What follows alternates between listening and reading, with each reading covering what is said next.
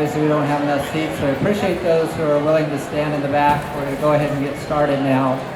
So my name's Paul Gibbs. I'm the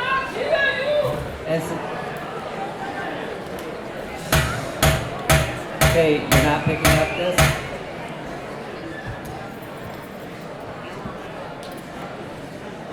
Hold it down!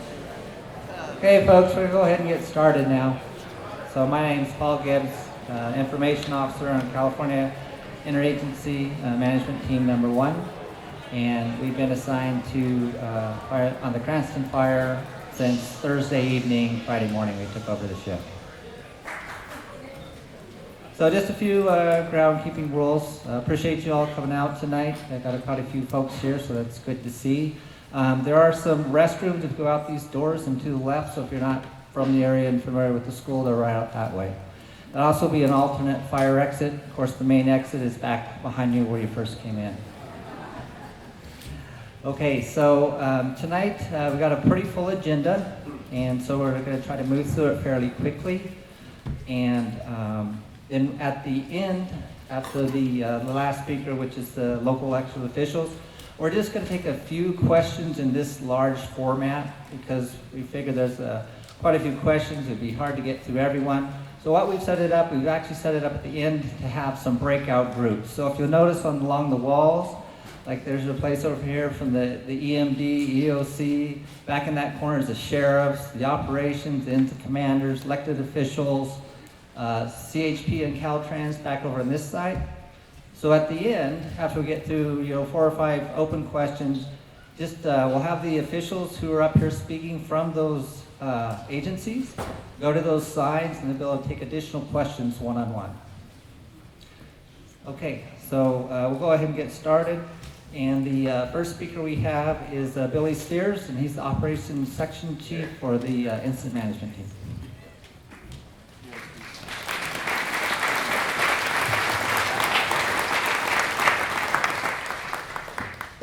Good evening, everyone. Thank you for coming. Bill Steers, Operations Section Chief with California Incident Management Team 1. So I'm going to give you a run around the fire here with some what's going on with the fire today at this point. So not today. So as soon as we get the projector up. Okay. So a little bit later. So there's some. Oh, there we go. I can see it better now. So let's start here in Division A, down here about where it started. So from Division A up through Division B here, up out of Strawberry Creek here, looking real good. All the lines in, they've been mopping up. Crews have been doing a very great job through there, securing this back corner of the fire here on the hill, and doing really good through here. So coming underneath the community here in Division C and G, looking really good. Crews are patrolling, going through there. They're not finding a whole lot, but they're still actively looking through all that area to make sure this is completely secure and nothing new will pop up during that. But it's looking great through there. Moving into Division H. So the one area that shows some red still on the fire, there is hand line all the way through Takowitz Peak. I hope I'm saying that correctly. It is up South Ridge here all the way to Takowitz Peak. We have hand line all the way along that, all the way up to the top.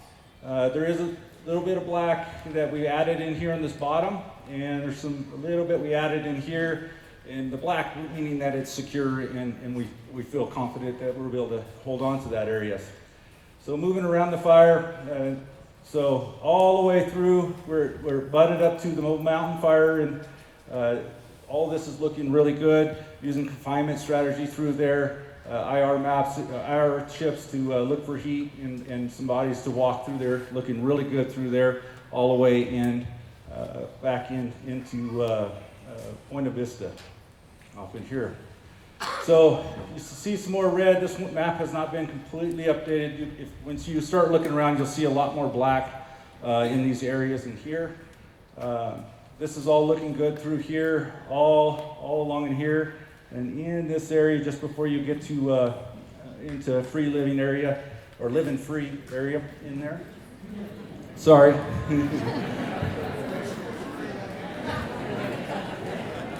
Yep, I'm with you. So working through here, this is all looking really good. Putting a lot of black in there. Guys are really working hard through Q and T to secure the rest of this up in here. So this is all black all the way to here through this area also. Crews are still working and patrolling in there, mopping up. There's still some mop up to be doing through there, doing really well. There is hand line all the way around this piece. So this last piece that we had to do in here, hand line was completed yesterday. They're still getting in there, mopping up, but looking much better. Every day it's getting better and better. Going back through here, coming across here to Apple, stay back over here. Apple Canyon Road here, that's in here. This is all black also, looking really good, going into patrol status in there. Coming back in around Division X, that works its way back to the where I started, X and Y. Crews are just still patrolling, pulling the hose, doing cleanup in this area, and starting some suppression repair of our dozer, some of the dozer lines that are in here, and hand lines that are going on. And that's the update for the fire today. Okay. Thank you, Billy. Next up will be Riverside County Deputy Sheriff Frank James, and he's going to talk about a repopulation update.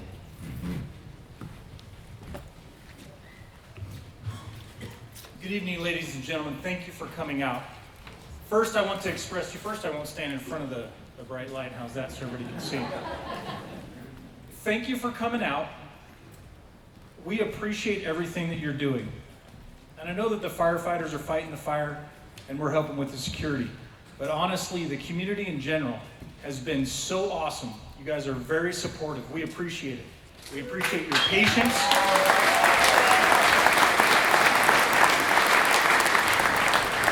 Thank you. We do appreciate your patience. And I know this is stressful. I know it's frustrating.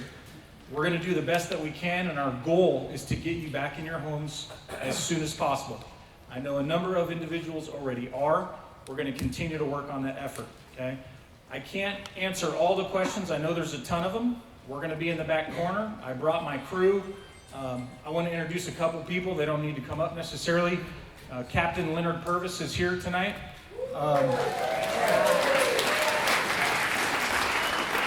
Lieutenant Robert Novak with our CERT division is here. And Chief Brandon Ford is also here.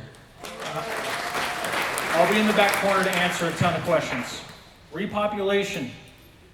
As I said before, a number of people have already in. We still have a number of closures based on the hazards that exist, so please continue to be patient. Okay, Lake Hemet, Apple Canyon, Mountain Center, and like 4 different streets up here in Idyllwild, okay, where some of the homes were lost. We are working as diligently as we can to get through that and get you all back into your homes. Okay?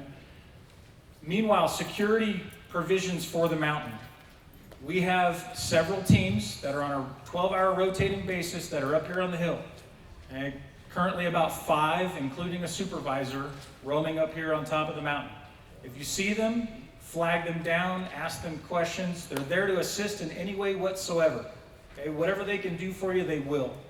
If you see something, say something.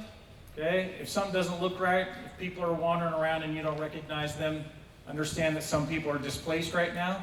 But we like to get in front of things. So whatever we can head off, that's what we want to do.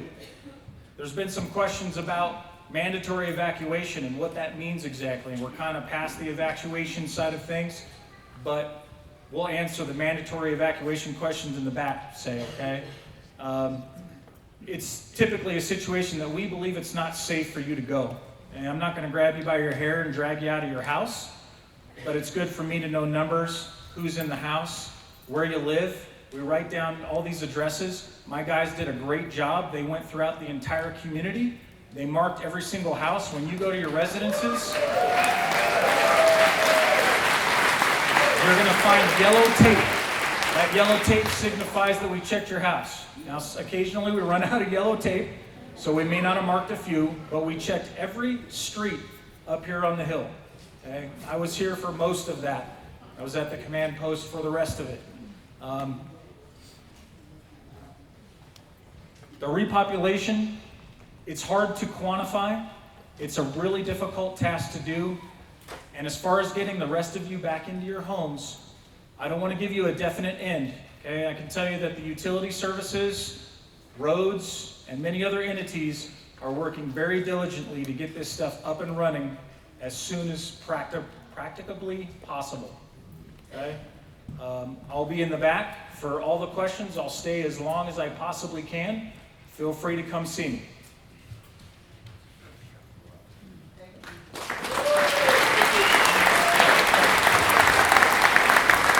I appreciate that. Okay, next up is going to be Bruce Barton. Bruce Barton's from the Riverside County Emergency Management District, and he's going to be talking about repopulation safety. He also works at the Riverside County Emergency Operations Center. Thank you very much, and it is such a pleasure to be here, standing in front of you and seeing all of you safe and sound, because that's what we've all been working for the last 6 or 7 days.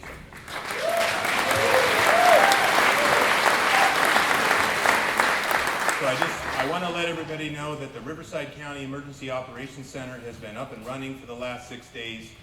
We have had over 30 county departments and agency representatives that have been in there working to help resource the fire, collect information, push information out, create a common operating picture across all those 30 departments so that we can all work together so that we can have nights like tonight where everybody's here safe and sound and you can, most of you can return to your homes. What we have been doing is we had 3 shelters up and running. All 3 of those shelters have been closed at this point in time. Safety assessment teams have been out reviewing the impacted homes to ensure that homes are safe before you return home. Hazardous materials from the impacted homes have been removed by Environmental Health Department and that safety team. Some materials, such as asbestos, have been identified and will soon be removed by the Waste Management and Resources Department. This is going to require signed permission, so afterwards we're going to be talking about how you can get those permission slips and get those signed and what that contact point will be with the Department of Environmental Health and Waste Management. We have been working with utility providers regarding the power and phone service. At this point in time, we do not have an ETA on what the power restoration for Mountain Center is. We would refer to Incident Command on that. We have worked with Waste Management and CR&R. The trash transfer station, which is only open a couple of days a week, will be open for the next 7. It'll be open 7 days a week for the next 90 days, from 7 a.m. to 5:30 p.m.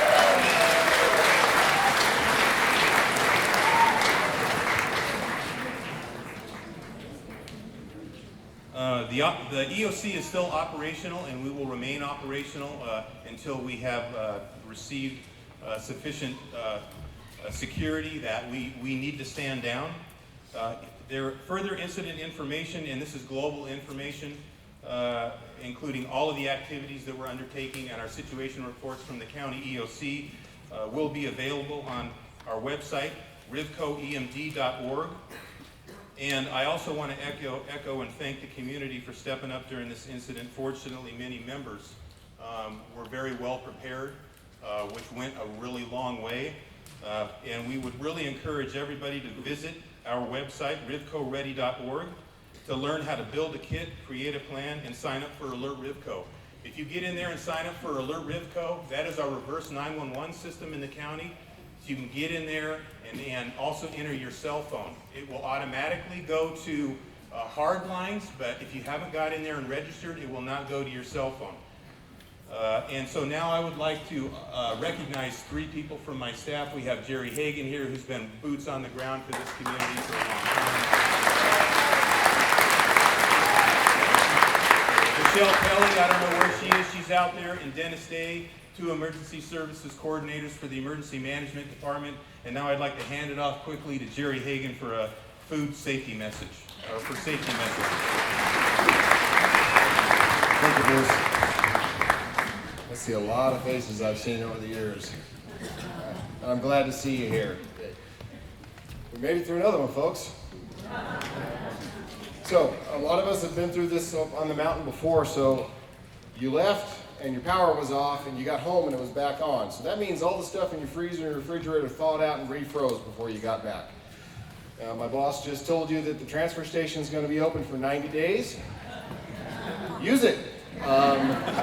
Make a record of what you have to throw out. If you have a freezer full of meat, tell your insurance company, but please don't eat it. You can't tell by smell, you can't tell by looking at it, you certainly can't tell by taste. You can only tell when you get food poisoning and we have to come get you. So, let's not do that. Canned goods, a lot of smoke and dust in the air. A lot of that stuff that burned was toxic. Please wash those cans off before you open them. Just little things that you may just forget. So, a lot of you are cleaning up your homes. I urge you to wear a dust mask and gloves. Again, a lot of those toxins out there in the air. We don't want to go through something like this just to get sick from something we breathed in when a simple painter's mask could have stopped it. So let's be careful. It's not over yet, folks. If you need a cleanup kit, they were giving them away at the fire station today, and they'll be giving them away, I believe, from noon to 4 tomorrow. American Red Cross is giving out cleanup kits. 9 to 7? Oh, they extended the hours. And nobody told me.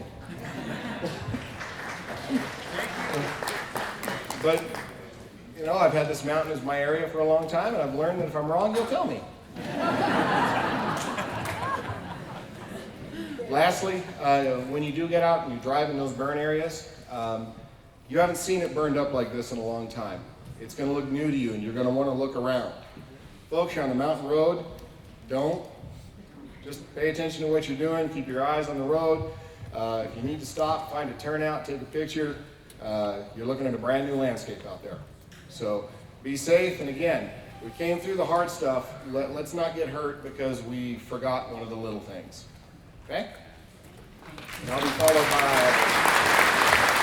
Hey, I just want to thank both Bruce and Jerry. Thank you, guys. Okay, next speaker up will be Terry Kasinga. She's representing Caltrans. Okay, and Darren Myers for the CHP will also be up. Tag team it. Thank you so much. My name is Darren Meyer. I'm the PIO with the California Highway Patrol Beaumont office. And it's been a long week, but we're all happy to see you here. We have a long road to go as far as the road closures. So real quick, closures that are in effect are 74 at Borco, that's Val Vista, that's at the bottom of the hill. That will be closed for a significant amount of time. The 74 at Morris Ranch, that is also closed. You've probably seen that closure there on the south side. And then the other closure that you might have bumped into was the 243 at Lower Saunders Meadow Road. And that's there so that we keep folks from going into that dangerous area, that burn area. The question that you want to know is, when are we going to open up the road so that you can get back to your homes, those of you that live in Mountain Center, Apple Canyon, and Herky Creek, and we've been working on that. And Terry Kasenga is the PIO with Caltrans, and she's got information on when we can get that guardrail back up. All right, thank you, Darren. Thank you all for coming out tonight. I had a speech prepared, but Deputy James nailed it, and so pretty much what he said, ditto for us, but we do empathize with the fact that now a lot of you want to get back home. And it's up to Caltrans to fix the road so that you can get home. So where we're at with this is we've been working the traffic control since the fire. Our geotech and engineers have been out here since last week looking at the damage that we have. Our tree crews from District 8 in San Bernardino, we pulled in from San Diego and also Orange County and had over 50 workers that fell over 300 trees in 2 days on Saturday and Sunday. They're awesome. They deserve a hand. I also want to give a shout out to our maintenance crews that have been working 24/7. Paul Miglin is a resident up here. He's also been evacuated and he's been overseeing some of that effort. And our crews are still out here working. There is some activity at the bottom of 74 because now we have directions from our geotech people to start addressing things that could be a problem during storms. So, where we're at. We signed off a director's order on Saturday to the tune of $5 million. That $5 million is not going to fix everything. We first and foremost need to replace and repair guardrail that is burnt A lot of the end treatments are wood. It's a safety feature. And then you got metal guardrail. All of it needs to be removed and replaced. A lot of it was brand new guardrail. I don't even think we finished the job up here yet. We will not be reinstalling weathered guardrail. We tend to like the shinier guardrail better in our district office now. It's easier to see. So that's what you'll be getting. One of the things that will be installed, which was installed, is these upgraded end treatment systems. And those systems are hard to come by. You have to order them and have them brought in from out of state. So the contractor started work yesterday. Today he's been out there doing some delineation work and some sign work, things that he can do with what he has. We have a problem right now and we don't have the guardrail. Ames Construction has hired Alcorn as the guardrail contractor. They will be up here starting work on Wednesday. We met with the ICP at the Incident Command Post today, some of the key players, CHP, Fire, and we had a discussion about what we want to do about reopening this road. Our director, all the way up into headquarters, we want to give this road back to the residents, at least to get back to their homes. But it is very dangerous out there right now to allow traffic up there under free flow or even escort conditions right now. We told the ICP, Incident Command, that we wanted to wait until about Thursday or Friday to reassess the situation and see how much work we can get done before we come up with a plan to start bringing people back in. We are focusing on the 243 and the 74 from Mountain Center out toward Morse Ranch. The other section of 74, a lot of people don't live that way and don't use it. We want to get the people that live here back up in here first. That's our focus. We did something tricky this afternoon, thought outside the box. We're not going to wait for this guardrail to start coming in. The contractor has already started pulling from other places here in Southern California, and we are also going to be taking the supply of the end treatments from our maintenance guardrail crew, and it's stored in Bloomington. So we'll restore that later when the contractor gets his order in, but right now we're going to start going up and getting that guardrail and bringing it out here to get to work on Wednesday.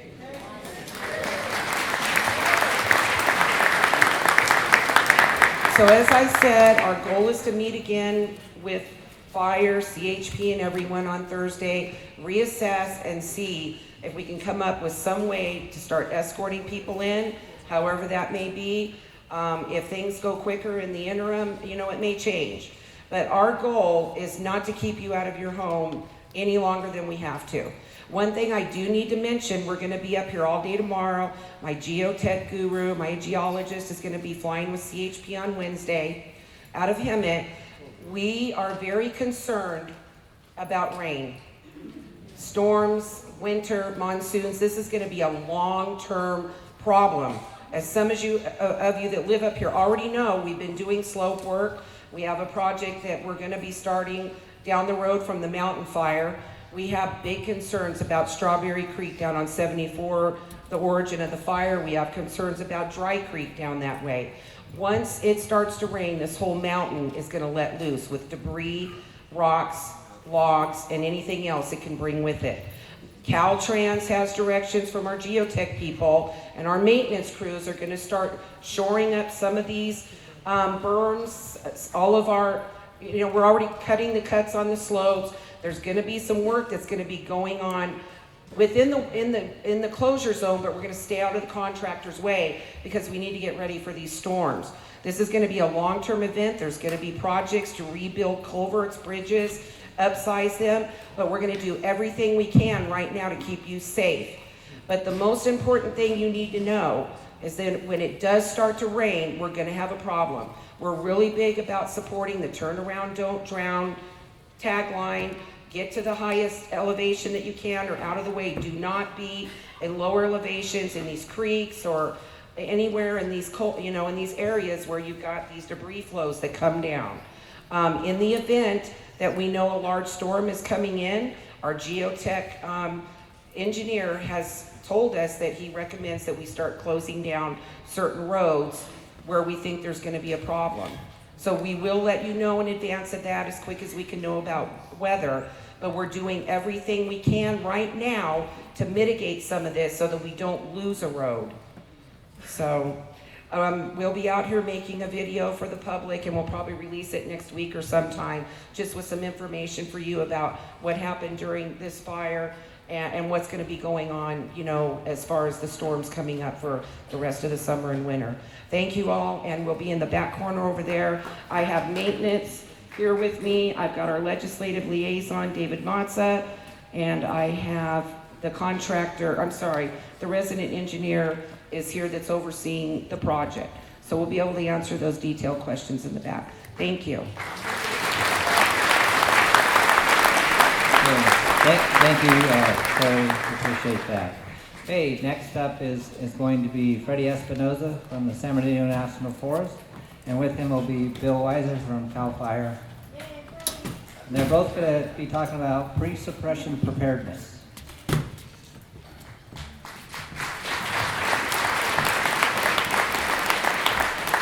Good afternoon, everybody. I'm Bill Weiser, and this is my very good friend, Freddie Espinoza. And you know, Freddie, we've never stood on stage with just our two agencies. We need to have our third brother, Sister Lamont, or Chief Ritz, can you come up here too? Our fire agencies stand together on this matter.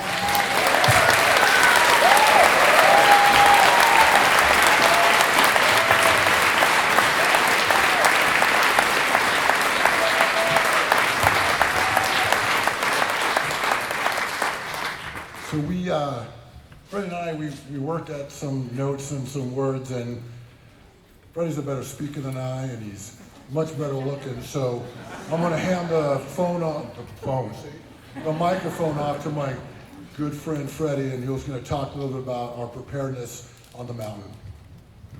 All right, thanks, Bill. We'll see about that.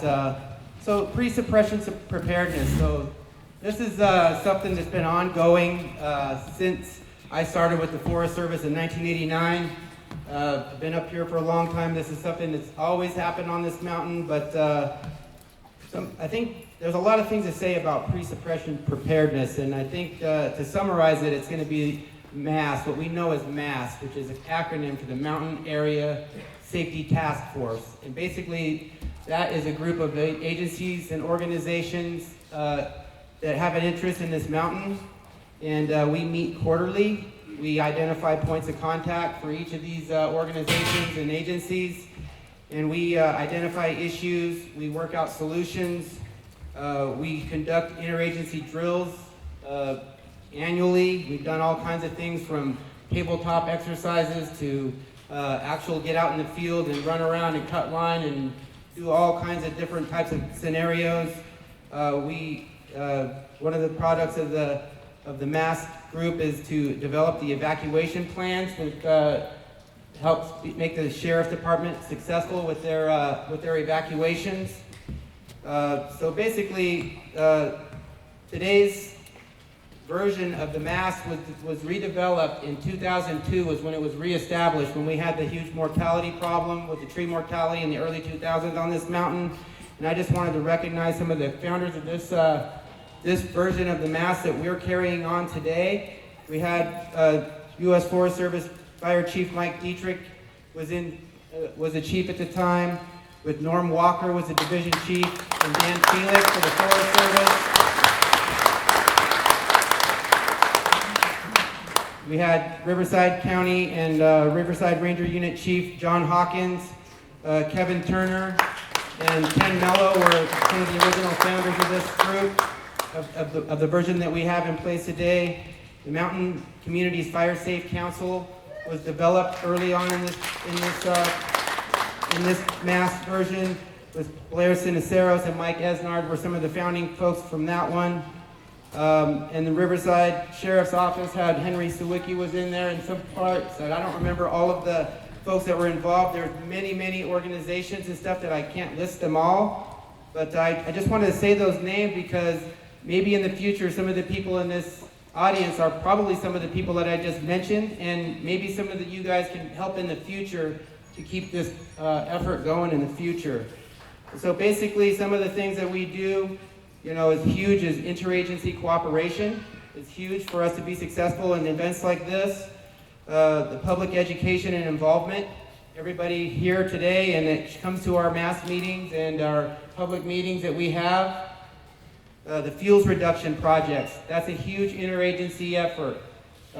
Not any single agency can do it by herself. The Forest Service does projects, NRCS, ELM, CAL FIRE. We all work together. Mountain Community Fire Safe Council. We all work together to piece all these things together. And evidence where this fire stopped and where we were able to hold it, that's a testament to our interagency fuels reduction projects. Another thing this group did is develop an update. They developed the CWPP, which is the Community Wildfire Protection Plan. That was developed, I think the original version was signed in 2006. We just redid it last year, revised it and updated it last year. But those are just some examples of the pre-suppression preparedness that we have done on this mountain up to this date. And we will continue to do into the future. And we need you guys' support as we move forward to do that. Did I miss anything, Bill? Keep right. All right, thank you.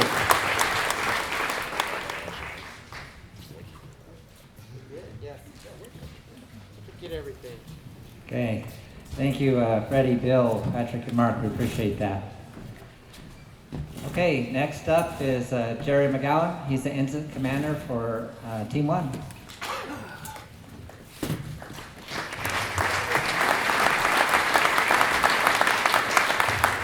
Good evening, ladies and gentlemen. As stated, I'm Jerry McGowan, one of the incident commanders for California Team 1. And we were in Unified Command. We were in Unified Command with Idyllwild Fire Chief Whites and Chief Lamont.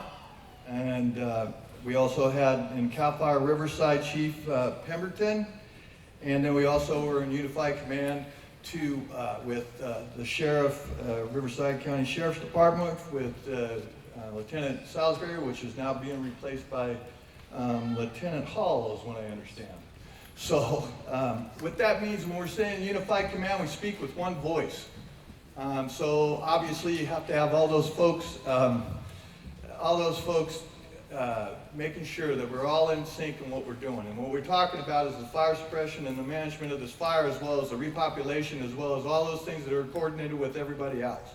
There's a lot of entities out there that are working for you to get you back into your home, suppress this fire, and put this thing to bed. So lots of struggles there. There's a lot of conversations there, if you will. We get our direction, or at least I get my direction from the U.S. Forest Service, San Bernardino National Forest, with the Forest Supervisor, Jody Noren, and Riverside and CAL FIRE, currently now Chief Talbin.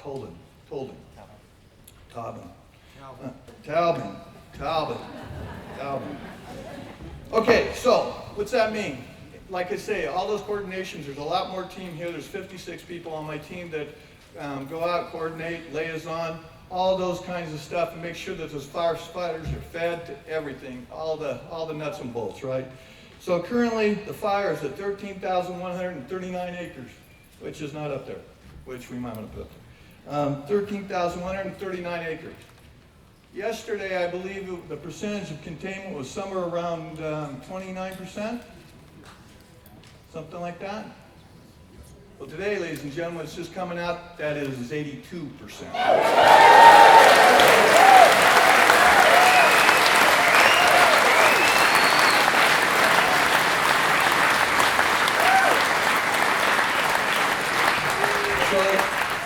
So with that, currently we have 21 hand crews out there. And as many of you know how steep it is in a lot of this country that we're looking at, especially there, if you will use yeah. So the operations chief is showing you some of the steep areas there that currently are being worked on. And then we have also 109 engines right now. You can turn that thing off in my face and turn on those other lights. So 109 engines. We've been releasing them because, as you've probably seen in the news and all that, there is a lot of fires up north. And we've been trying to assist them and trying to get, make sure we don't cut ourselves short, but at the same time, help those other fires. So we've been doing that. At the highest level, there was 280 engines here.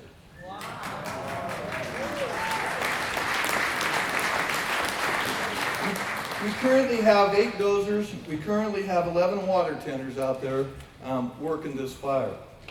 And right now, currently, we have 1,257 people at the incident today.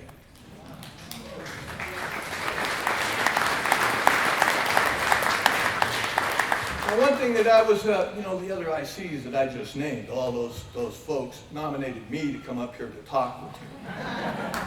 And you know what? It's truly a pleasure.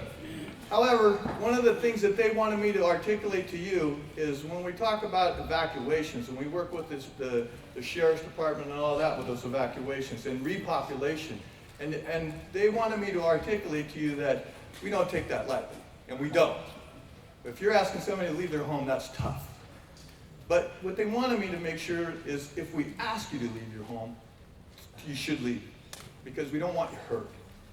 So I understand when the first fire started, we came in the day after. There was ambulances up here with people, that they thought that was going to be hurt. That was one of their highest concerns is the people. So I wanted to send that message. I'm meeting my obligation as one of the Unified Incident Commanders to tell you that. Okay, so the other thing is we're not done. And this is what I told the firefighters this morning. Been there. We have to put this thing as, the speaker that was talking about the slides and all that. Our responsibility is to try to put as much of the fire lines and all those things that we constructed to hold the fire. We got to put in water bars and all those kinds of things to make sure that the runoff and all that, we're trying to make it as safe as possible. We're going to go all the way around it again. We're going to send all these firefighters back in there. So that's what we're currently doing. We're using excavators, dozers, and those hand crews back up there on the line. So we still have a few days of work. I would say maybe more in a few days. But that's where we're at now. And again, one of the things is if you give a hand, give them to the firefighters.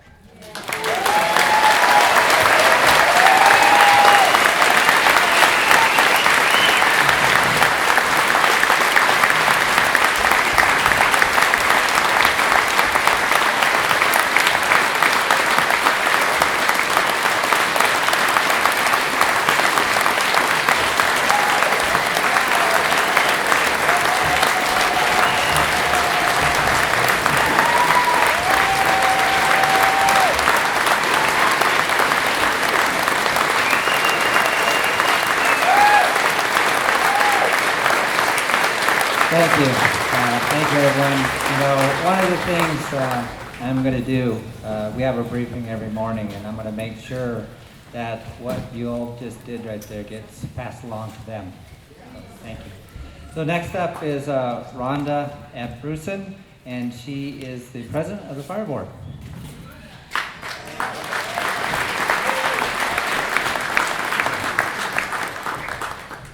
Of course, I'm going to start with welcome home, everybody. Absolutely. As you've heard from everybody that has spoken before me, without seriously the collaborative teamwork that was involved in taking this fire down, we wouldn't probably be having this conversation. It takes masses of people. You've heard the numbers. We want to welcome you home. We want to thank you so much for being orderly in the evacuation process. Again, it's said that it's not comfortable to do that. We appreciate that you did. It's absolutely a necessity that our emergency personnel have open roads and access to those areas that are involved. With that said, this community just rocks solid in how they do their abatement. And because of that, we stand as a little polished little diamond in the rough up here. Thank you all. I'm so happy you're home. And thanks to everybody again in the collaborative effort of letting us all be here. Thank you. Thank you, Rhonda. Okay, next up we have Riverside County Supervisor Washington.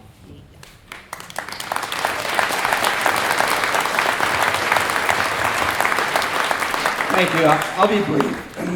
Pardon me.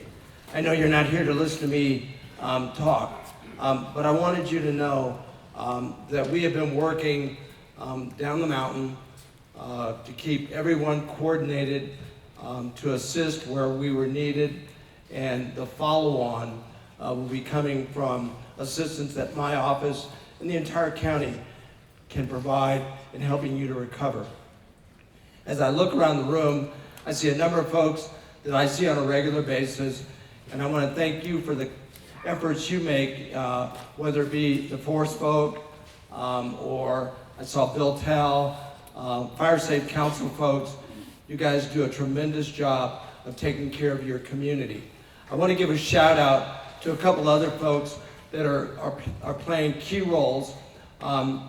He didn't get introduced, but my Hemet Station Captain, Captain Leonard Purvis, I think you know, many of you know him.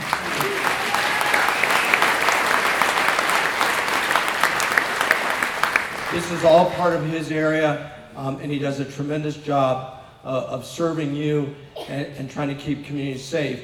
And it was an effort not only by our wonderful firefighters, but our deputies as well, along with Highway Patrol, making sure that we conducted everything in a very safe fashion. You also, like I did, probably read that the fire was allegedly started by an arsonist. That will wean its way through a court, but I want to give a shout out to our District Attorney, Mike Hestron, for charging that individual.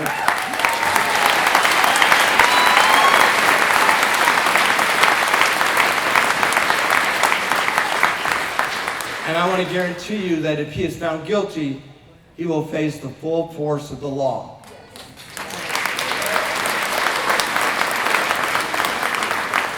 The follow-up to this now, and you heard all the warnings, especially about don't eat unsafe food. So let my office know, call my office.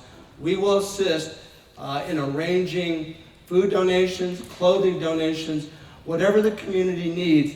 All you have to do is ask me, and we will do our best to get it to you, all right? We want you to be safe.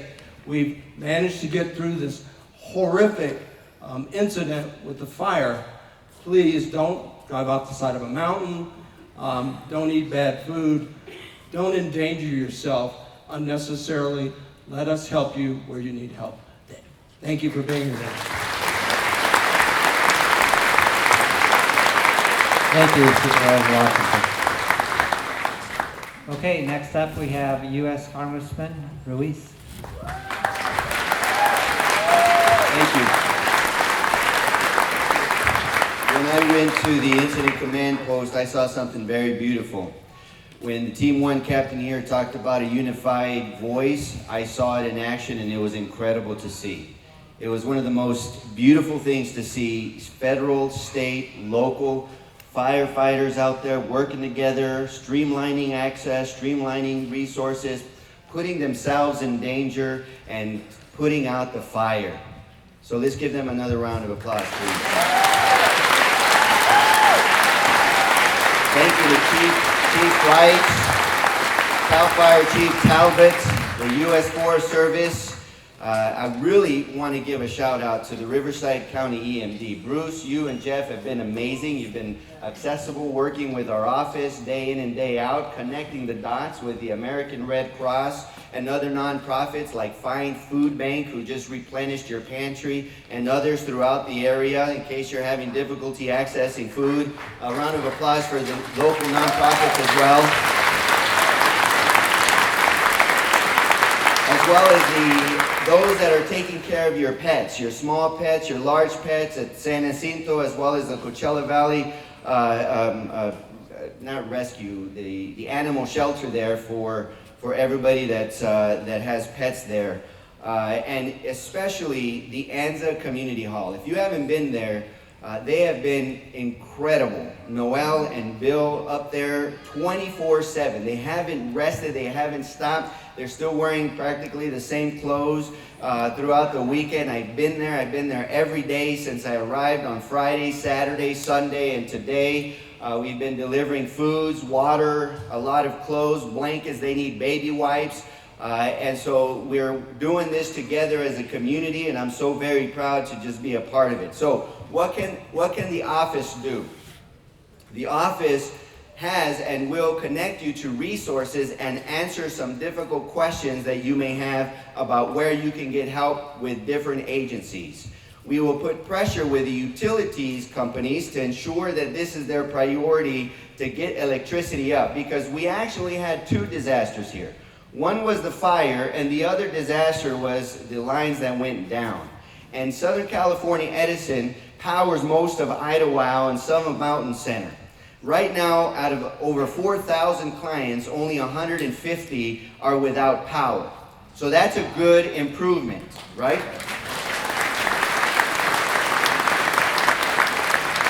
The problem is that Anza Electric Co-op and those other 150 depend on a power line that comes from Hemet. And that entire area there has been charred, and that line is down. They're rebuilding it. Between 90 to 100 electrical poles have been burned down. So Anza Electric Co-op, who have been amazing. They have 4 or 5 generators. They're providing power. They told me yesterday that they're at 85% capacity. They're also providing intermittent power throughout their catchment area as well. They've been working with the U.S. Forest Service, CAL FIRE, Idyllwild Fire to get access to these poles and the line. So you can imagine this is not over.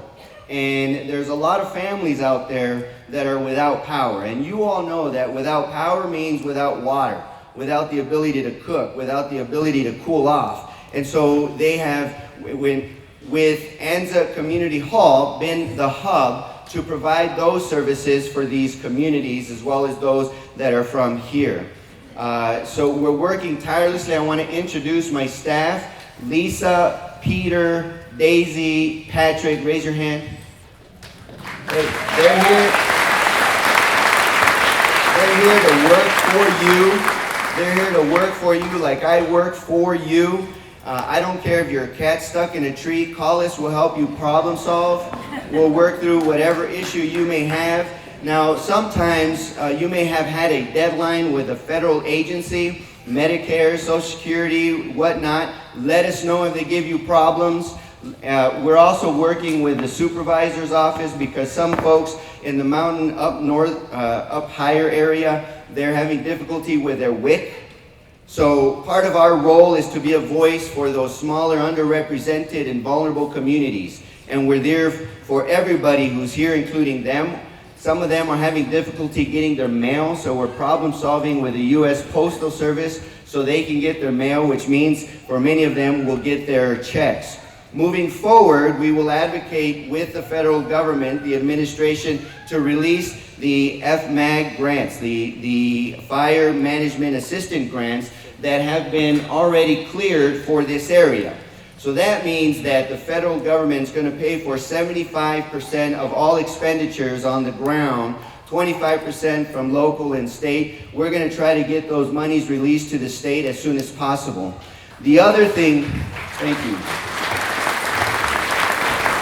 The other thing that we're going to do is try to get the state, Governor Brown, and write letters and make some phone calls to get them to reimburse some of the expenses that were incurred here from Idyllwild and others, and make sure that those funds come down to our community, including working with the Small Business Administration. I know many of you have small businesses in the area that ran into some hardships. So let us know, let us work with you so that we can manage those and help problem solve so that you can get a break for this wildfire. Now, something very special that I take, that I will take to my grave.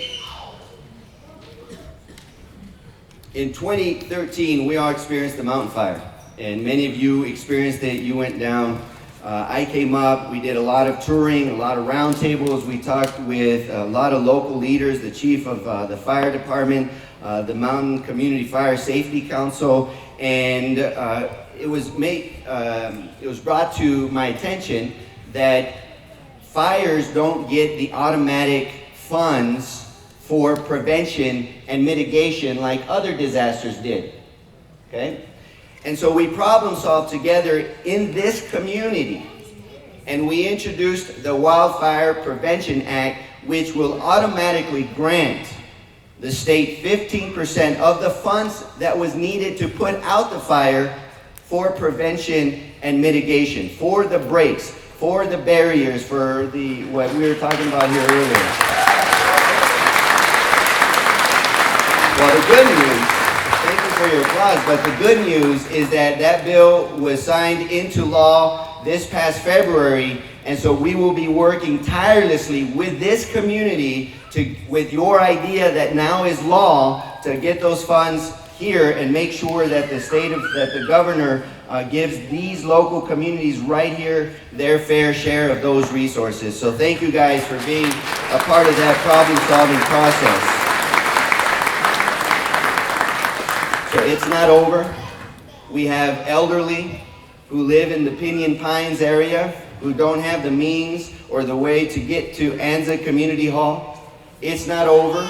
We have indigent families with multiple children who find it very difficult to just get to the Hamilton High School where they have showers. It's not over. We have individuals still concerned about their large livestock, their horses, their cattle. It's not over. And one of the most beautiful things that I've seen here is how community came together. When Jennifer from Pinyon Pines told me about the elderly in Pinyon Pines, we got on the phone, we worked with Bruce, we worked with the American Red Cross and Fine Food Bank, and we converted the fire station as a drop-off area for food and water for these individuals. When Rose and Thelma from Anza had to go to the community hall to charge their phones because that allows them to stay in their homes longer, we worked with Hot Purple Energy, who came up and set up portable generators with solar power so people can go and charge their phones up in the Anza area. When we were told that people needed wipes, blankets, and water, several organizations from Down Valley donated all those and came up to provide that. So that's what I call love in action. And that's what community looks like. And that's why Idyllwild is so special for me. That's why Idyllwild is so special for every one of us. Because we look out for each other. So in this difficult time, I know many of you, I see some of you, raise your hand who were at the Banning shelter. Raise your hand. I met some of you there. It was hard. It was hard. And there were some elderly individuals who didn't want to part with their pets. And you all know that because that pet was the last relative that they had on this earth. And so we worked to figure out where can we get them so they were indoors and didn't have to be outdoors. So keep that love alive. Keep that sense of Idyllwild community alive. Look out for one another. Follow the instructions so that you don't put their lives at risk when they ask you to evacuate. Get your neighbors the hell out of here before they have to come in the face of danger to get them out. So with that, from the bottom of my heart, I want to thank you. My office is open. My phone number is 760-424-8888. I'll see you at the Jazz Festival, come rain or shine or fire, no matter what. I'm going to be at the Jazz Festival. We're going to celebrate the recovery with some good jazz. Thank you very much. Thank you, Congressman. Okay, there are actually a few other folks in the room that I want to mention that aren't going to be up here speaking, but will be available to provide questions and support. So there's the wildfire support group, and I just would have these individuals maybe meet back when we're done taking questions over here where the rock wall is. And then also I think Troy from Southern California Edison. And then we have, I think it's Vince from the Hemet High School District. We'll be able to answer some questions. I know some folks are concerned with school starting up August 13th and what all that means for the situation we're in there. So like I said at the beginning, we're kind of at that point where we're getting ready to break out into groups so you can ask those questions one-on-one. But before we do that, I'd like to go ahead and take 2 or 3 questions that people have from the group, maybe some that I think a lot of people would like to hear, so we can do it over the microphone. And I'll repeat the question so everyone can hear it. Yes, sir. It was absolutely amazing how fast this happened. But what's more amazing is you hit it hard. And the question is, how were you able to protect Idyllwild and Pine Cove with the 2 hours lead time? Okay, I'll kind of paraphrase that. But the question was, that things happened so fast. The fire grew so quick. There was Idyllwild, Pine Cove, Mountain Center, Garner Valley that were under threat so quickly. So how were you able to fight the fire, combat that so quickly in so many areas at the same time? I'll answer that question for you. It's simply that our agencies on this mountain, the ones that you saw standing up here with my brothers and the sheriffs, we trained for this. The last drill that we trained on was in Dry Creek. That was the drill that we did. And we run a program up here where our agencies, all the fire agencies, police agencies, EMD, we work tirelessly to do this. We understand what kind of equipment it's going to take, and we order it early, and we get it up, and we do it. We had aircraft that was available, and we were able to use VLATs, helicopters. It was the men and women on those hand crews and engines and in the air that made a difference to the community and put that fire down where it did, along with the pre-plans that we made and the fuel breaks. West Ridge, Dry Creek fuel breaks were huge for this community. We were able to take advantage of those, and the local knowledge out there, like my buddy Fogel and Ahern that are out here, they knew those fuel breaks and knew where to put those troops and knew how we were going to combat this fire.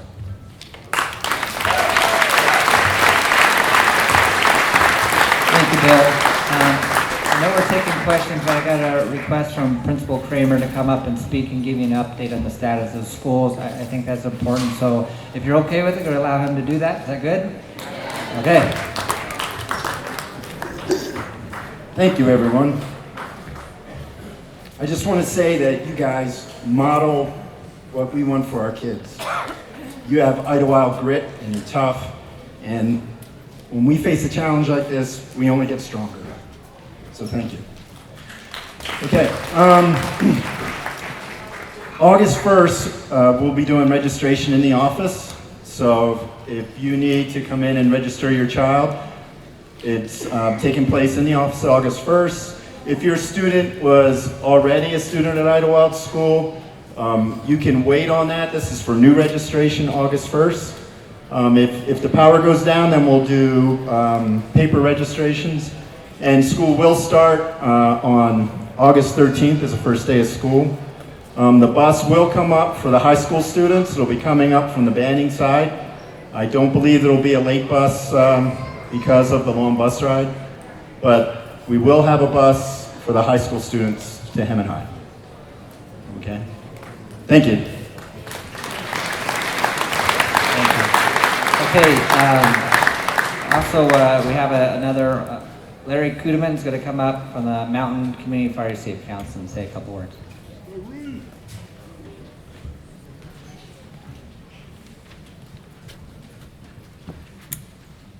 Thank you. I'll make this brief. In 2001, we started the Fire Safe Council. I was one of the founding members and then remained on the board for 17 years. I've just resigned.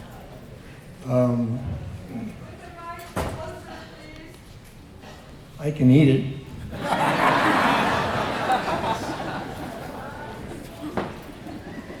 About 2008, I drove up just north of Sacramento for a big meeting. And at that meeting, one of the chiefs of a major agency I won't define said, "You will never see the drivers of the red, yellow, and green fire engines singing around, dancing around, singing Kumbaya." And I couldn't believe what I heard, because we had mast. And you've heard about mast already. And both Riverside County and San Bernardino County have mast agencies, and they work together just beautifully. Thank you very much. Thank you, Larry. Okay, is there another question for the group, or are you ready to break out into smaller sections? Okay, question here?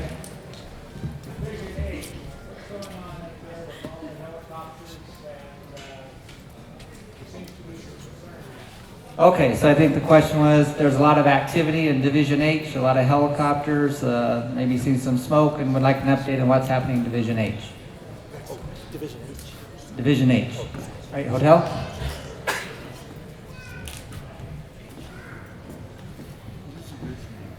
Okay, so you're talking about up South Ridge, up to Talkawitz, correct? So we've been flying crews up to the top.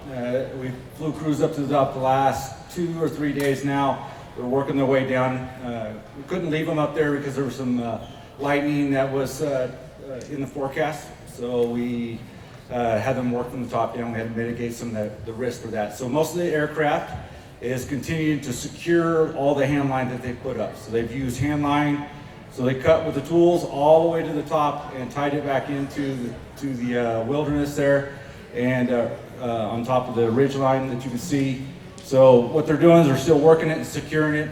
There's no water up there, so the helicopters come in and they're dropping water to help the crews mop up everything that's slopped over the ridge there on the top. Does that answer your question? And they'll be working there then tomorrow again. You'll probably see some more aircraft in there, so until we can get it completely secure in there. At this point, we'll go ahead and break out in the breakout groups. So you can go ahead and go to the different signed areas and ask those one-on-one questions. We really appreciate you all coming, and thank you.